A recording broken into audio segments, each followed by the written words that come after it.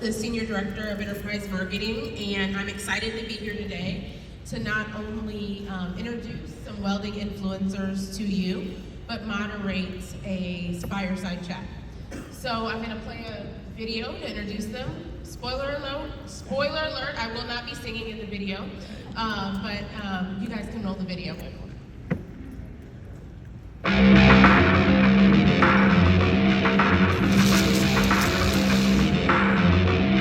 Hi, I'm Josh Welding, and I've been welding since I was 24. I was a millwright apprentice at Chrysler, and that's when I first got my taste of welding. And we had a Syncrowave 351, and I spent thousands of hours on that thing for the 7 years I was there. My wife and I started a business in 2008, and I used it as an outlet to do a bunch of different projects. I do sculpture.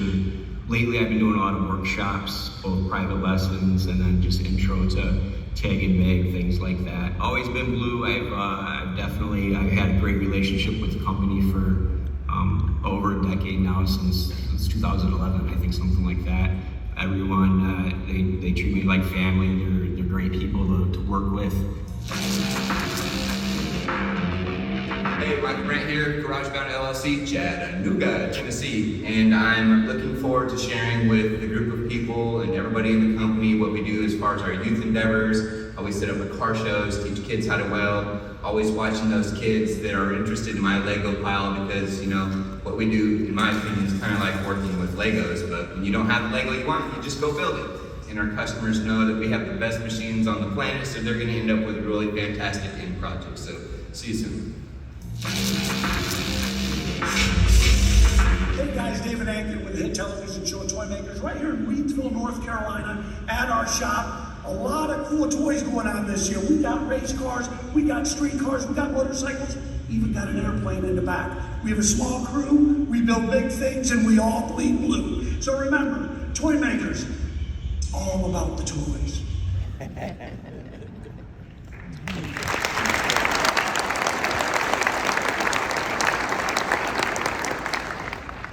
So first question for all of you, why don't you tell us how you've been able to really build a successful career in welding? You want to start, Josh? Sure.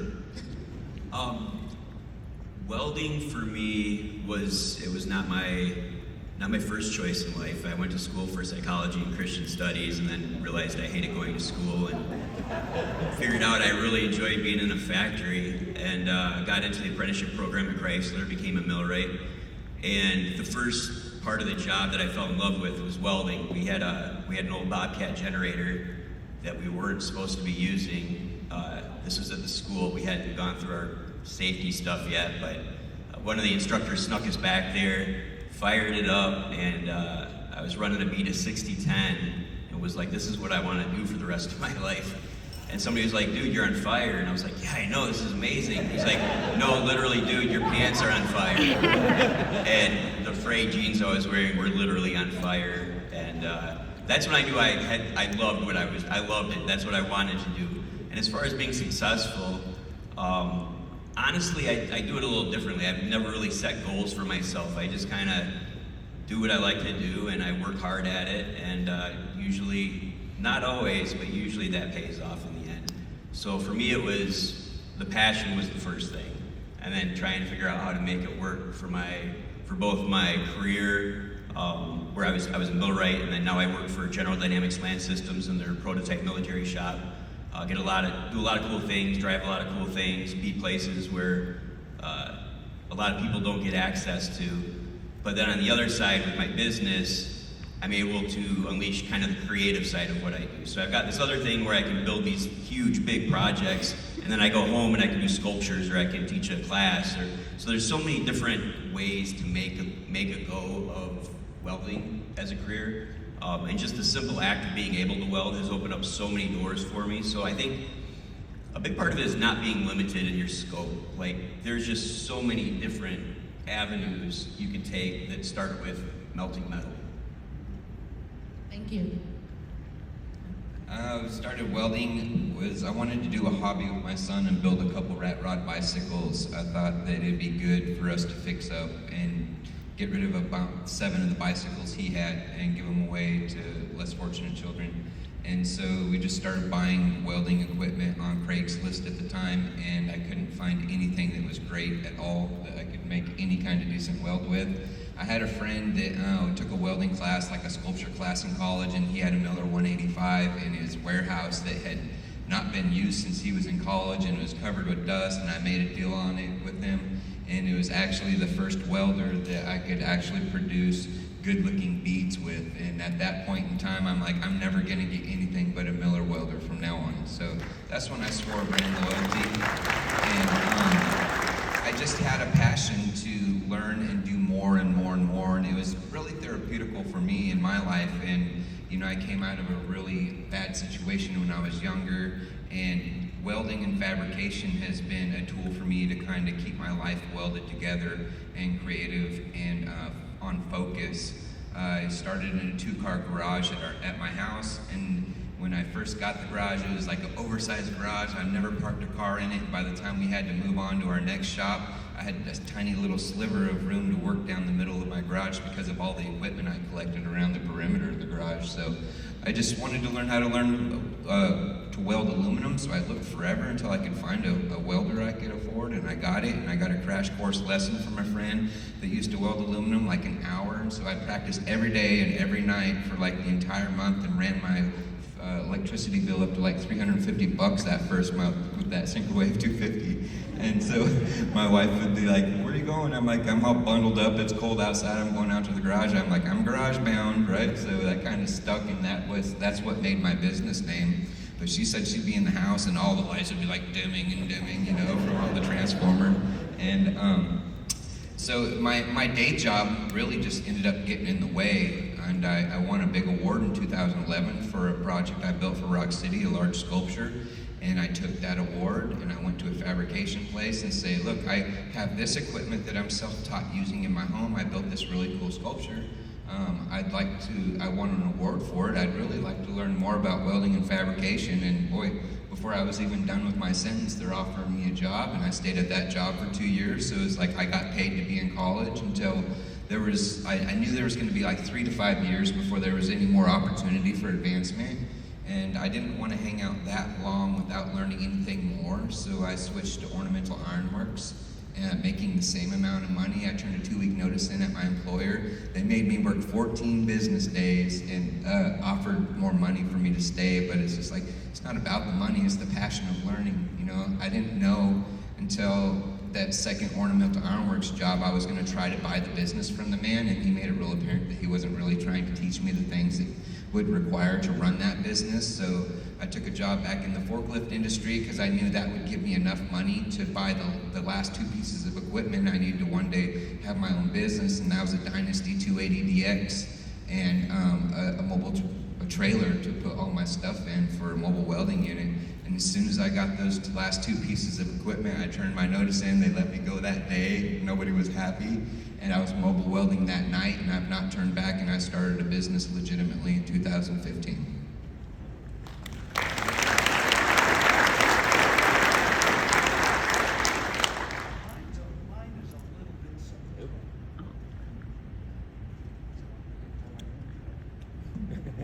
Mine is a little bit simpler.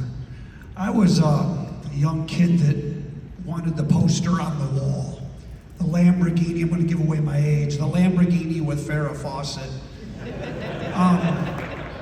I was mowing yards and shoveling snow, and you know, you're real young, and my grandfather worked for Packard and Studebaker. My dad built hot rods and anything with metal. He was the original Iron Man before the movie ever came out. His nickname was the Iron Man. He could do anything with steel. And I needed that Lamborghini. I figured if I had the Lamborghini, I could land the Farrah Fawcett. So the only way to do that, you can't buy a Lamborghini mowing lawns and shoveling snow. So I had to learn how to fabricate and build and weld. And I didn't realize how important some of the aspects. My first job, real job, was at Amco Transmissions. I had a transmission go out in my car. I didn't know how to fix it. I couldn't afford to buy it. So I went and got a job at Amco Transmissions and learned to build that transmission. Same thing with welding, it's a necessity. To build a car, especially with us, we do OEM cars like some of the other builders, but we actually can build a car from scratch, from a napkin drawing, if you will. If you can think it, we can build it. So my mind is I'm a big kid. I want a Hot Wheels that I can drive. So we learned to build the chassis, build the bodies, build the radiators, but you can't afford to pay anybody to do that. You have to learn to do that. And then I realized when he started welding, and I believe blue from youth. That's what you did. And what you start with is what you end with. You learn to love the product. You learn to appreciate the product. And I've been through all the welders. And I don't consider myself a welder. I can weld, and I'm proficient at welding. But I never stop learning. I think if I stop learning, I'm done in my field. To see a beautiful TIG weld to me is so beautiful, and it makes that build a little bit better. So I learned to build my Lamborghini. I learned to drive my build and land my Farrah faucet. And that's been very crucial for me. And then we grew and grew and grew, and before long, I was doing TV shows and building for other TV shows, and they kept coming to me to ask to do a TV show. I didn't want to do a TV show. I could care less about TV. I don't care about the fame. I love the building process. And it isn't, we call them 70%ers. It isn't the guys that don't know what they're looking at. A lot of people will walk up to a build and they'll go, oh, that's awesome. And they don't even know what they're looking at. They're looking at colorful paint. We like to impress the 30%ers. When you guys walk up to one of my builds, the first thing you guys notice, dude, who welded this? I mean, because that's important to me. And that's the guy we were trying to impress. When you walk up and you see a tubing that is just beyond crazy, or you're dealing with Incadale or stainless or aluminum, depending on what it is, and it's so precise and it's so right, and somebody that is in the know appreciates it. To me, that's the biggest pat on the back. So I don't think we'll ever stop learning. I bleed blue from a youth to I'm almost 60 years old. So I will always bleed blue. We just landed a second show, and what's really brilliant for us is I get to include my brands in everything we do. I'm not owned by a network. I own our IP. So I don't have to blur out images or t-shirts. I mean, there's gentlemen here that have been in my upcoming show. So what's really cool for us is to be able to take what I grew up with, turn it into money, if you will, turn it into a living and a passion. And you can't do what any of us do or you do without being passionate. On a separate thing, I spent yesterday talking to a lot of people at the plant. I've never seen a company that, number one, I saw 3 generations. That speaks volumes for this company. And I've never seen a group of people that are so passionate about building an incredible product that it's inspiring to me, even though I've lived it my whole life. So thank you guys for everything that you do for us.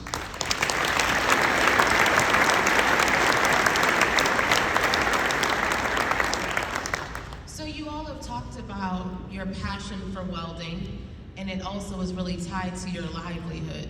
So how do you balance the two to really stay inspired and not get burned out? That's the trick. It's a difficult thing. I mean, when I started my business, Brown Dog Welding, I was working 7/12s at Chrysler. So I was, in my late 20s, early 30s, working 120 hours a week, and I didn't look at it as I wasn't getting burned out because I loved what I loved it. I loved what I did, and it was 2 kind of separate areas. I was working in art and sculpture on one side, and then on the other side, I was working on plant maintenance, keeping the facilities running. So it was 2 different things, but what it did do is it took a physical toll, and that's something later in life that I'm dealing with. So it is smart to find a better balance, and I think a lot of young people getting into the trades don't have that, because to make the money you need to work a lot of hours. So there's physically there's that balance you have to find too, not just mentally, you'll get physically burnt out. And I think that more than anything, I've dealt with that. Mentally, like, you talk to football players and they're willing to give up years off their life if they get CTE because they love playing football, they love what they do. And so I had this hypothetical question that my wife hates when I talk like this, but it's like, how much would you give up to keep doing what you're doing? If I knew I could have an extra, 10 years, but I had to stop welding, I don't think I'd do it. I just love welding. Like, I'm on my, at the day job, on my lunch break, I'm running beads. I'm in my shop just running beads if I, for a little bit of zen or whatever. So for me, it's I have a lot of outside interests. I shouldn't say, we travel a lot. I love cars. I love my family. But there's something about the spiritual process of melting metal together that I just don't get burned out from it. I just love it. Nice. So my welding,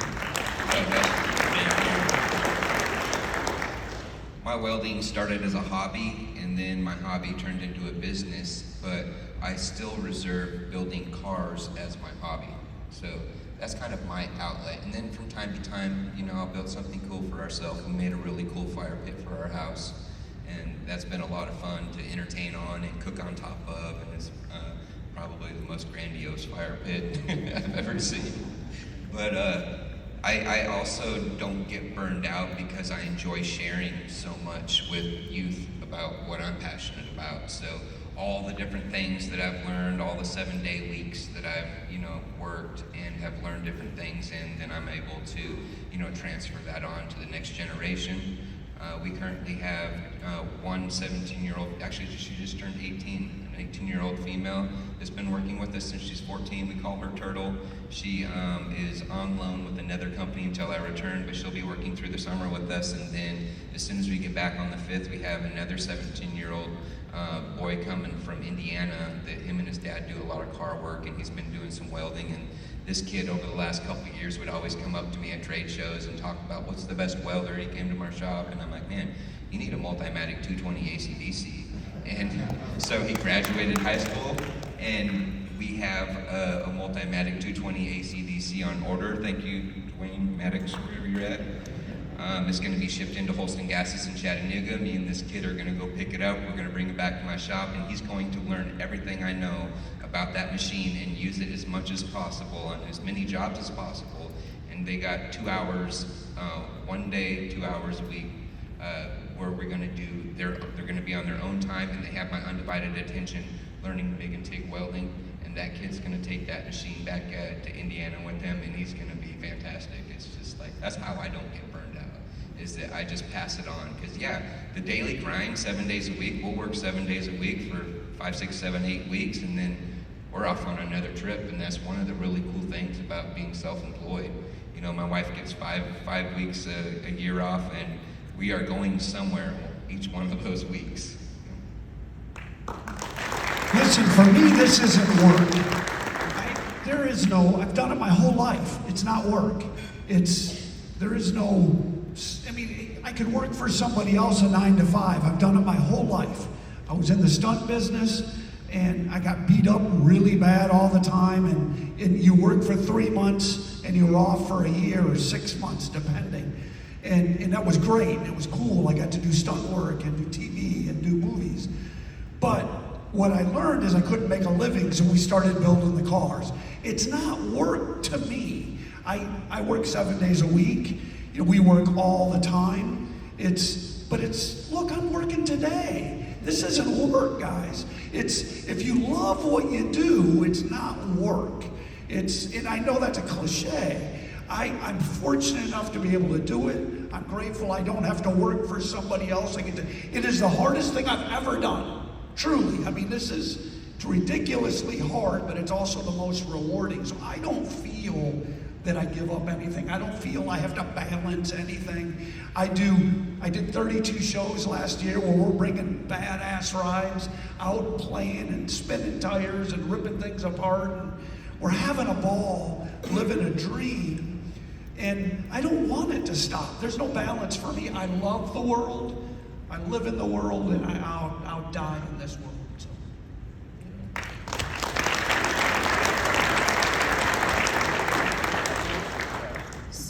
thing that's common among all of you all, and Michael shared it, is your way that you inspire the next generation of welders.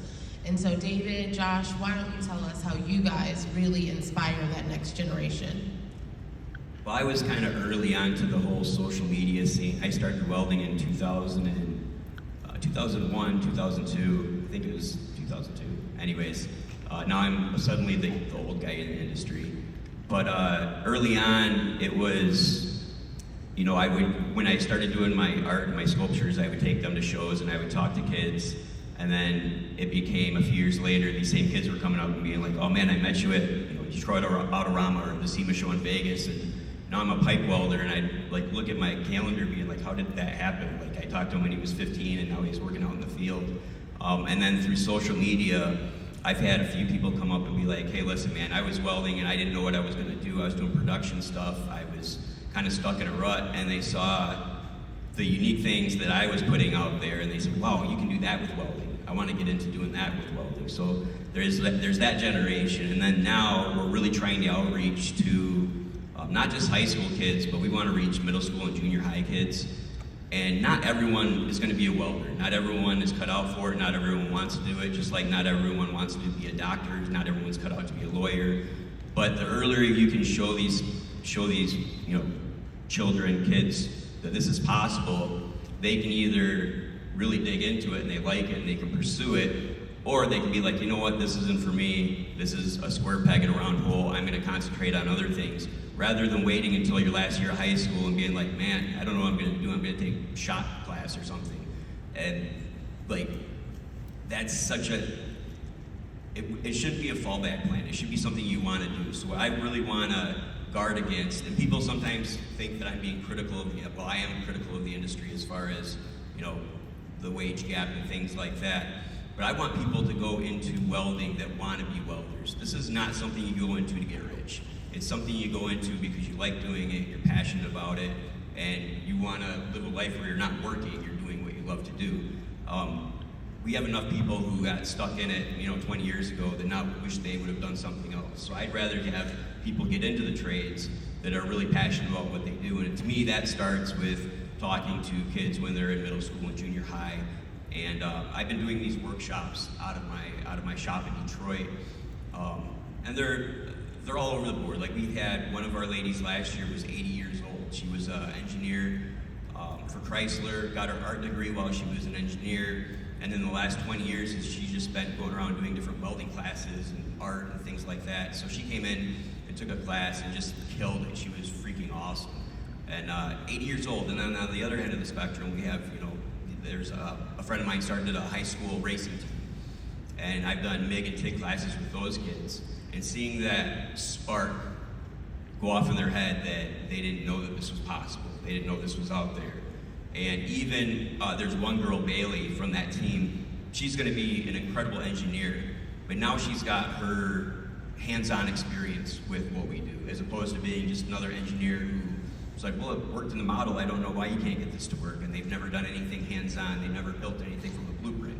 So now you have these kids who maybe even aren't going to go into welding, but they have that background, so that's going to make them a better person, a better tradesperson, a better contributor to society, because they know these things are available and they're out there, as opposed to not ever understanding what we do. So there's that, and there's the opportunity, because we're in Detroit. It's no secret that the school system is not terrific. There's a lot of kids in the city that just don't have opportunities. So if you can show them that, hey, there's this thing you can do. It's a relatively low cost of entry. We can find people to help you, learn, and that's kind of what I'm trying to do too. And it just opens a whole nother avenue that kids today really aren't, they don't understand that the avenue's there, because it's not shown to them until it's way later down the road. So showing them that road's there early in life I think is critical.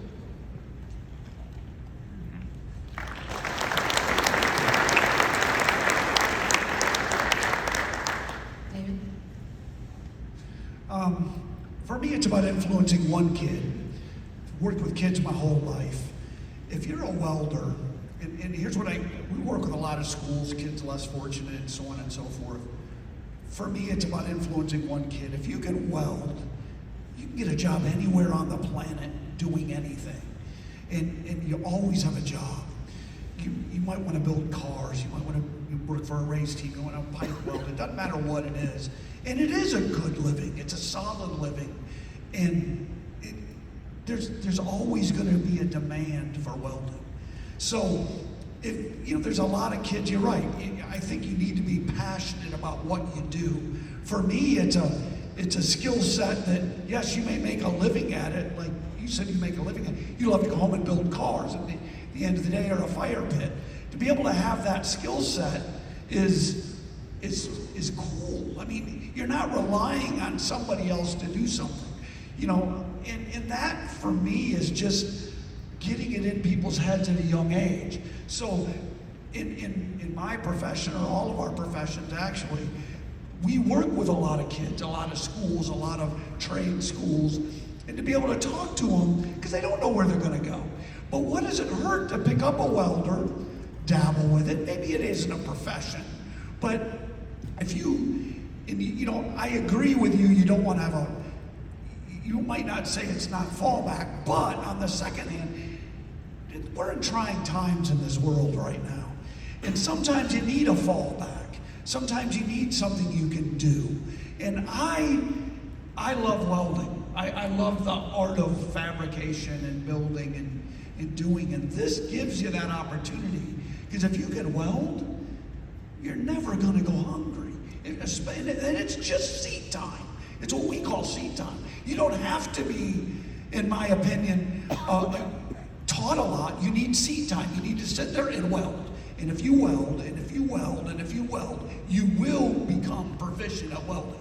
And you will become good at it, especially if you use a Miller welder.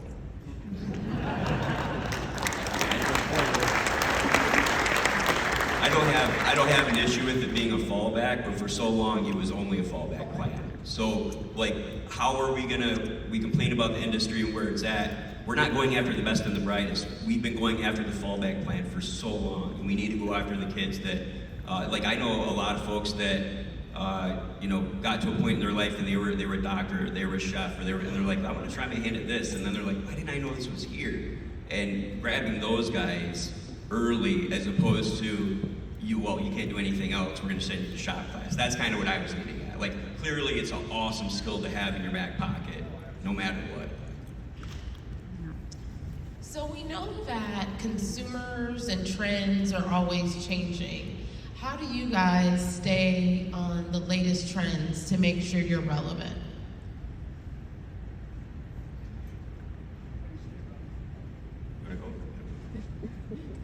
So I kind of learned through trying to build my relationship with Miller that you need to go to trade shows and be around all the latest, greatest stuff. And, I told Josh yesterday, and I didn't mean it to sound bad, but I told him, for a long time, I used to look up to you. He's like, a long time, right? But I used to look up to you, and I just looked at him, I was like, what did I do recently?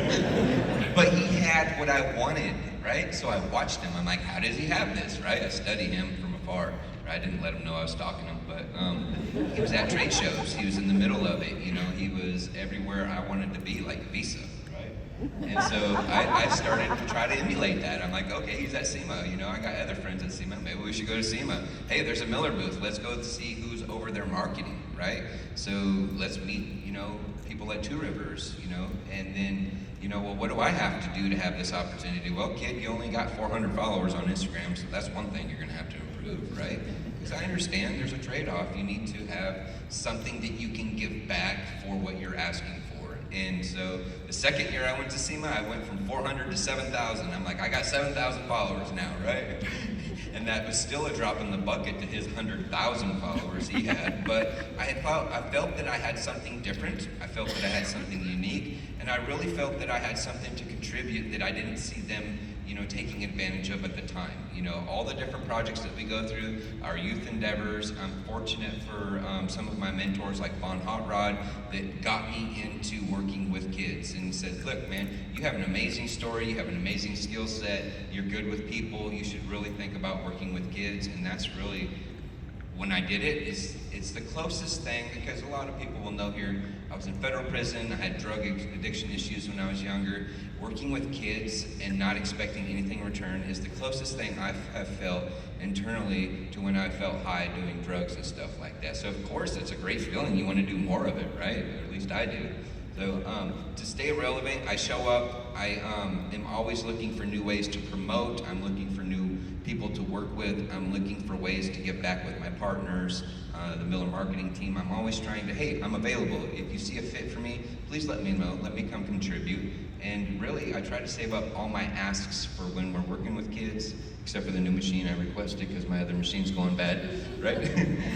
And so I think it's just showing up, making yourself available, following the new trends like our Viper chair friends. How cool is that chair? It's such a great product. Finding new products that actually work good for me, that I can show to others, that like, hey, if this product is working good for me, it might work good for you. You know, here's my experience with it. And just try to be humble and non-condescending when I share all these opportunities, because I realize that we have some pretty epic and special opportunities, and then to maintain those relationships along the way just create more opportunity. Definitely.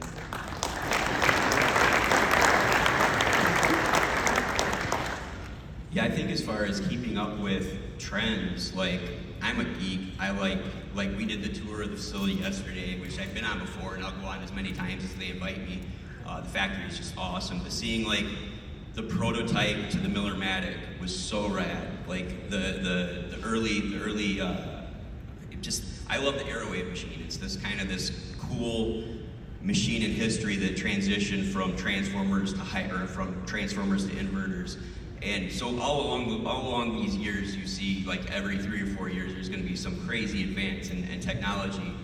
And I actually just wrote a piece for the Fabricator about how so many shops are stuck in whatever era they either were founded in or whatever era their bosses grew up in. So like if you go to a shop that was started in 1995, a lot of times they're going to have a lot of machines from 1995 in there. And they don't understand that it's not just the upfront cost of buying new machines, it's how much money they can save by the new machines being way more efficient, way more easier to use. They can use, like there's processes now that are developed that weren't developed 10 years ago, 15 years ago. Like I build I build tanks for my day job. So it's a lot of armor and heavy steel, and we do a ton of MIG bolts. And that was something I wasn't even aware of before I started there 10 years ago. And now I have a Miller-Matic 255 that I can pulse with in my garage. And that's a huge thing because right now, a lot of younger folks that are getting into the industry are doing so by starting their own business, because they're trying to fix the pay model, because we just don't get, bottom line, I'm not gonna get into it here, but we don't get paid what we should get paid. So a lot of guys that are coming up, they're like, you know what, I'm gonna skip the middleman, I'm gonna start my own business. And now these machines that used to be pie in the sky stuff, I mean, I know guys who have robot cells in their garage now. Being able to pulse, and say you've been building a widget for 30 years and you've been short arcing it, so you gotta go through, you gotta do multiple passes, whatever cleanup you have to do. If you can pulse it, all of a sudden you have a higher deposition rate, you're lowering the heat input, overall heat input, and you don't have any cleanup, so you're saving tons of time. And those are the kinds of things that I think you have to look at going into these different shops and it was brought up earlier when they were talking about going to the sub-art welding. Just making your customers know that there are other ways to do things out there. And I know, like personally, I've even gotten stuck in techniques that I use and realized like, oh wow, that's pretty dated. I can do it this other way and it's gonna be a lot better now. So for me, the innovation is, it's not just the machines, it's showing them how you can change the process with the machines and just making a better, whatever you make, making a better version of it. And I think being at these shows, writing for the Fabricator and the Welder magazine, and then just having so many friends in the industry that are equally passionate as we are about it, you can't help but kind of stay on the cutting edge of what's going on.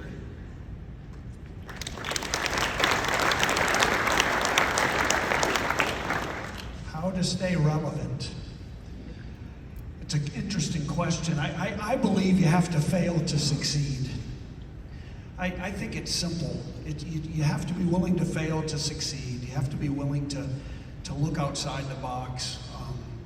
I just believe in trying and being persistent, working hard, and thinking way outside the box. It's nice and simple for me. I believe in you have to try, you gotta believe, you have to have a little bit of faith, and you gotta work hard. Surround yourself with good people, and it isn't rocket science. It's hard work, it's dedication, and it's the right people, and that's the secret for me. If you're really gonna talk about it, you can't be afraid to fail. You have to fail to succeed. You can't win a race without losing a couple, and that's just the facts.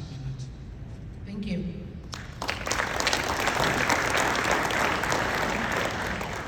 So how have you guys learned to manage your celebrity status as your popularity has grown?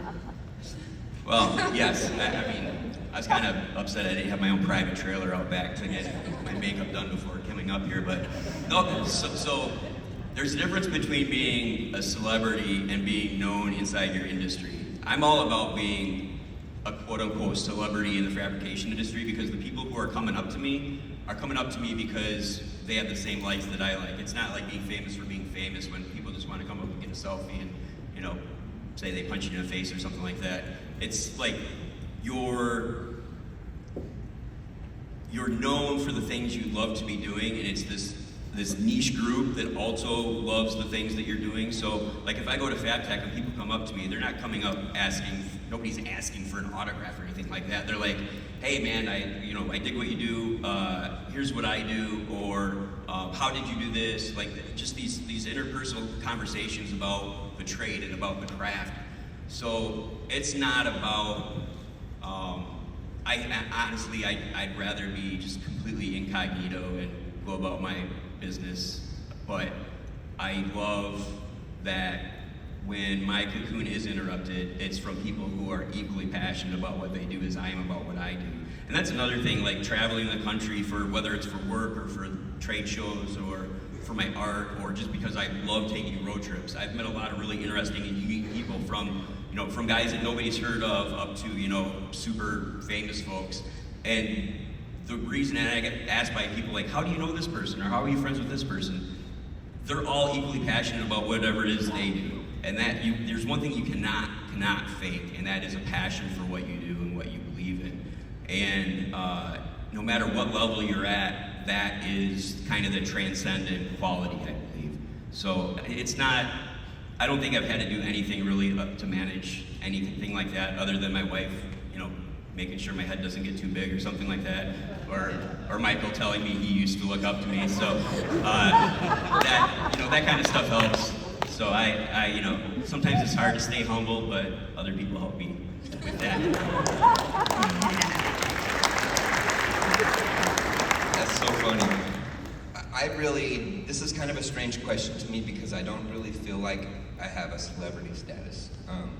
And I would hate to be the person that has the swole head, that is not approachable, that can't just be there and be in that minute to share information. It's flattering. Sometimes, like when I go speak with large groups of kids, they really think I'm somebody special, right? And they'll have me do autographs for them and stuff. But at the end of the day, I'm just a normal dude that really enjoys what I do, that really enjoys sharing what I do.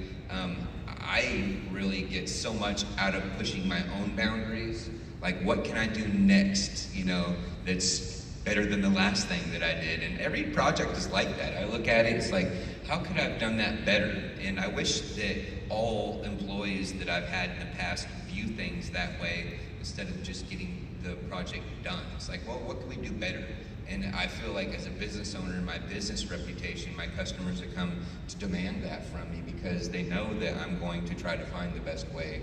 And if it's not right, I'll stop and start over, even if it's costing me money, So celebrity status, it's not really important to me. I feel grateful when people recognize the projects that me and my friends do together, or that I do on my own, and always willing to share information. But I'm not the smartest guy in the room. I have people that are way smarter than me when I don't know how to do something that I can lean on. So it's just a passive information, and I'll tell people, I'll give credit where credit's due. I'm not the all-knowing guru.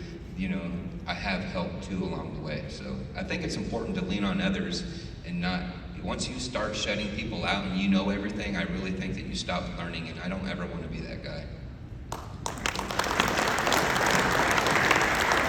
Yeah, anytime you see, it was a big thing for a while, every handle on Instagram was like self-made somebody. It's like nobody makes themselves. Like that's kind of the sign you're on the wrong track. Like everyone's had help getting to where they're getting, for sure. No, that's for sure. And what you guys all say is really, it's a combination of a bunch of things. You know, it's humbling. We're blessed. We're truly blessed and humbled to even be in our shoes. I think about the people I've met over the years, and talent is an understatement. The talent out there is so incredible that, you know, my publicist came to me, 6, 7 years ago and told me that my circle is going to get very, very big, or it's going to get very, very small. And she said, and we were talking about being loved or hated on TV, and she says, you can be loved or you can be hated. She goes, I don't care which way you go, but if you're liked, you're not going to be successful. And I started to understand that it isn't about, you know, celebrity's the wrong word to say. It's the guys with the most talent were very humble. I've met some very, very talented guys. You never even knew they existed. For me to be put in their league is humbling, if that makes sense. But some of the most arrogant men on the planet that just think they make their Kool-Aid, they drink their Kool-Aid, oh my God, I'm on TV, oh my God, are no talent. They don't know what a screwdriver is. And that baffles me. So I'm blessed and humbled. It's a short life. It's a very blessed life for me. My circle's gotten very small. I am humbled and blessed to have my people around me. And like you said, leaning on people, we call that a toolbox. My toolbox is amazing. I can call anybody at any time and do just about anything because of my toolbox. I just happen to orchestrate that toolbox and be blessed enough to have it. So to be able to navigate that, as you so-called asked, it's easy for me. I love the world. It's a blessed world and grateful to be in it. So.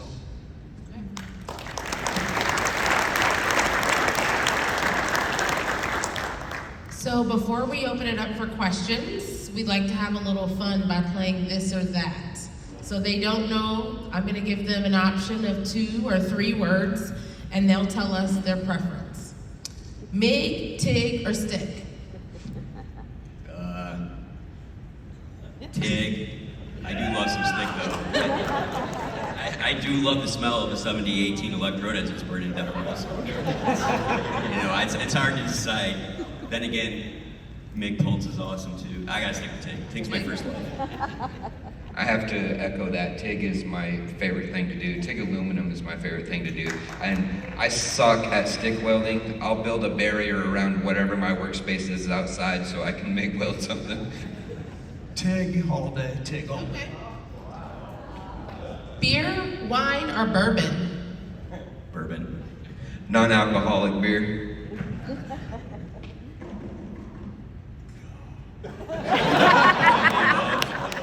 Yes.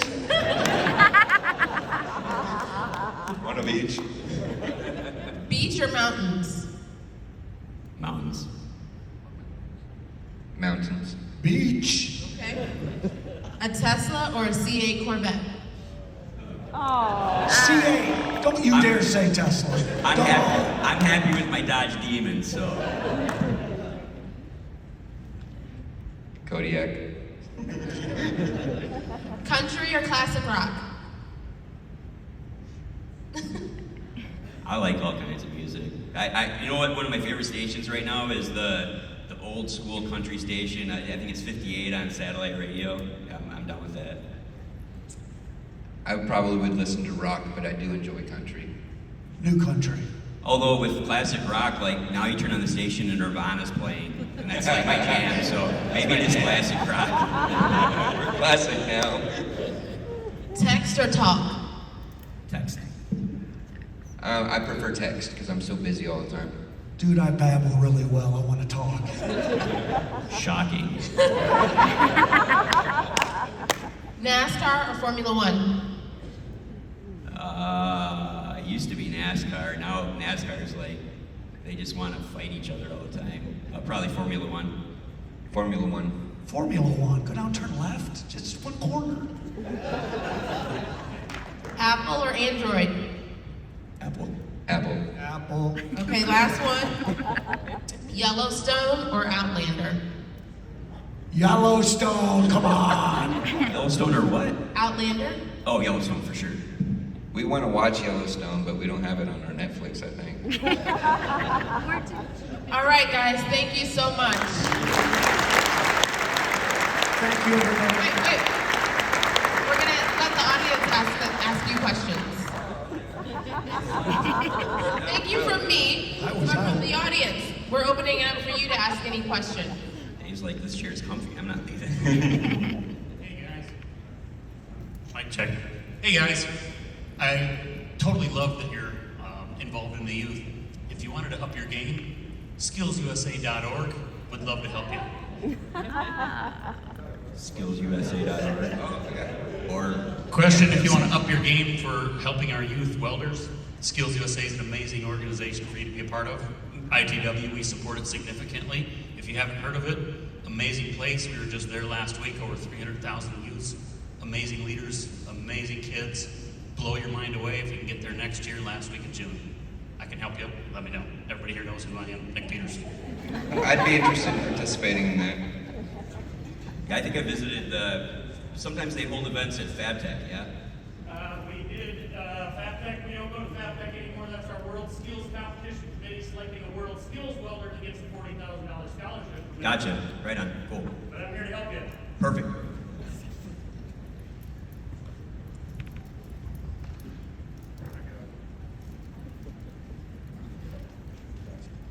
So, David, while we got you on the spot here, who's the best welder in the shop? So, do you say who's the best welder in the shop? Today. You know, you're gonna laugh. Man, please don't air this. Jason, my right hand in the shop is, and I'd never say this to his face, but he's absolutely incredible. Arguably way better than I am. But my son is 16. He's been welding for 3 years now. And if you put a TIG torch in his hand, because everything we do is basically cages, and we do some radiators and fuel tanks, but my son is absolutely, now, and it's a blessing to me. I get to go in and fab it up, tack it up, or Jason does, and my son will come in and take it all up, and man, it's really cool to come in and watch and look and go, my Lord, he's getting good. I won't say that to his face, and I probably wouldn't tell Jason he's better than I am, but I'd have to say Jason is arguably the best welder in the shop. Braden's all over him. I'd probably come in third. Top 3 ain't bad. Top 3 ain't bad, is it? I mean,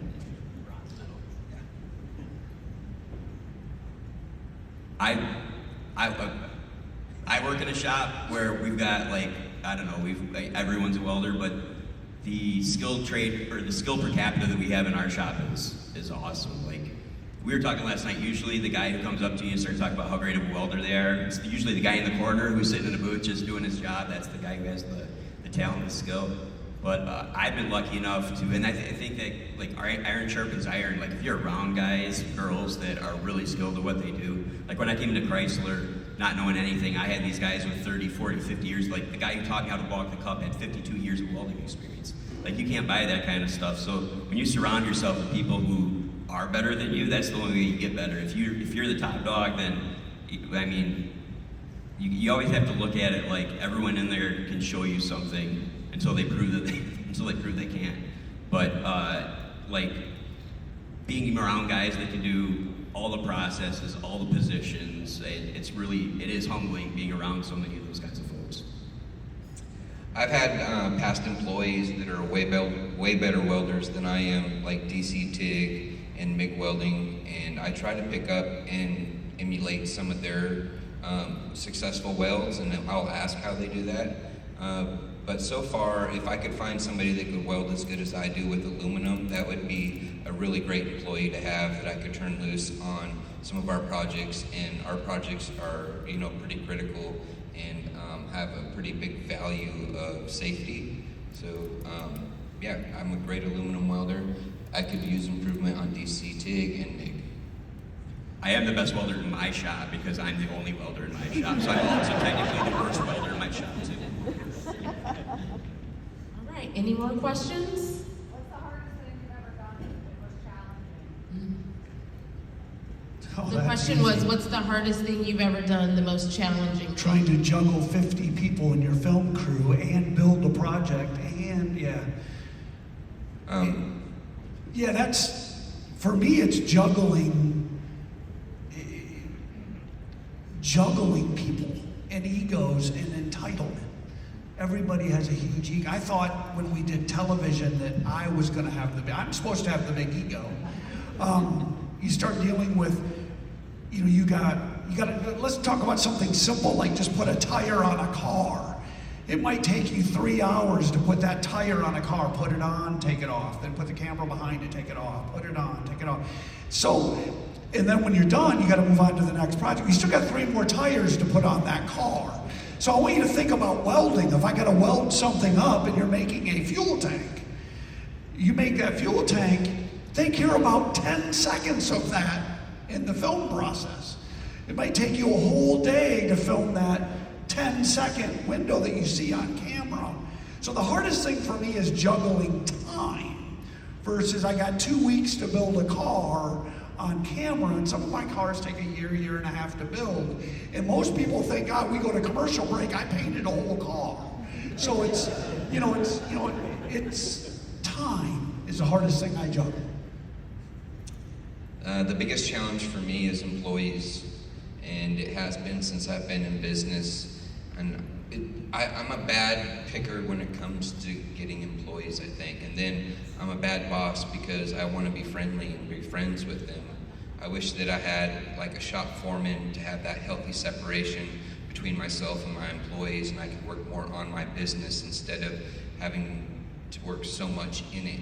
The hands-on, the technical, the liability, all these things that I see as a small business owner, all these different hats that I wear that have to be perfect, and then my standards that I want to push onto the other people. And sometimes the hardest thing for me is to let something go that my customer was probably going to love, but I could see there's improvement. So that's the biggest struggle for me. I struggle with lots of stuff, but as far as a difficult process or a difficult project, one of the things about working in prototype is you've almost always got an impossible project that you got to figure out how to make it work. There was a few years ago we were working on we have it's a pre-production version of a light tank that we're building for the Army, and a version 2 or 3 concept vehicles ago the hull is completely aluminum, so we had to bolt armor onto it. We had to weld aluminum bosses to the side of this, but we're a prototype shop. We don't have a rotisserie, so we had to do everything in position. And welding a little 2-inch boss to a 20-ton billet of aluminum was not a lot of fun, but we figured out how to do it. And when you're doing that kind of stuff, like, the internet's a great resource and people are great resources, but a lot of times we're doing things that just haven't really been done. Like, I was doing this out of a boom welder with 5356 with a crazy argon helium mix, and we just figured out a way to make it work. And when it came back, I did all the ones on the hull. Somebody else did the ones on the turret because they were in a hurry and didn't want to wait for me. The ones on the turret came off as soon as they tried to torque them down. Like, they literally spun off. There was no penetration. The ones that we did on the hull, they went through all the testing, all the paces, and I think one of them had like a hairline crack in it. So as far as like a big problem that we were able to solve, I feel like that was one that I'm pretty proud of. Well, Josh, Michael, David, thank you so much.